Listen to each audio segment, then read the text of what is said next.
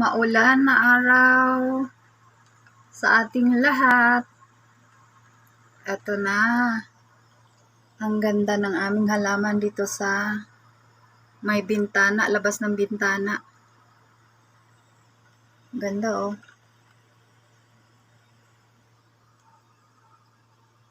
Lago. Ganyan yan sila pag tag-ulan. Gumanda. Lago nila. Dahil magluluto akong tinula, yung aking punong malunggay na katanim sa paso, tinanggalan kong dahon kasi malalapad baga ang dahon. Tumaba siya, nilagyan ko siyang abono. Ayan. Tapos yung isa naman, bagong tubo, ayan, malago na rin. Tapos ang aking mga gabi, tinanim ko, nilagyan kong abono. Ang tinaniman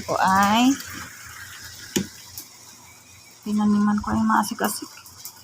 Malakas ang asik. Maulan kasi. Paso lang yan. Saka yung alugbati. Talibong ko. Lago-lago na rin. Yung aking hindi ko makuhaan. Ayan, kita yata. Nabubuhay na yan, oh. Yes.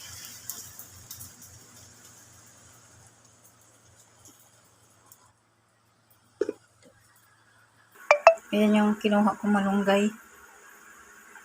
Ayan siya. Ihimayin ko yan siya mamaya. Kasi nagluluto ako ng tinula.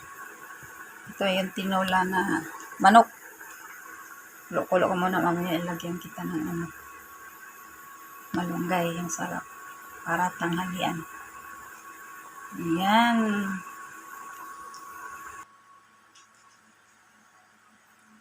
Ayan. Salamat po sa panonood.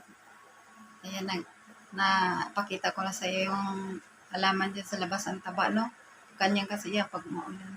Pag tag-init naman, pati daw mo dyan namamatay. Ngayon, ang ganda. Salamat sa panood. Bye-bye.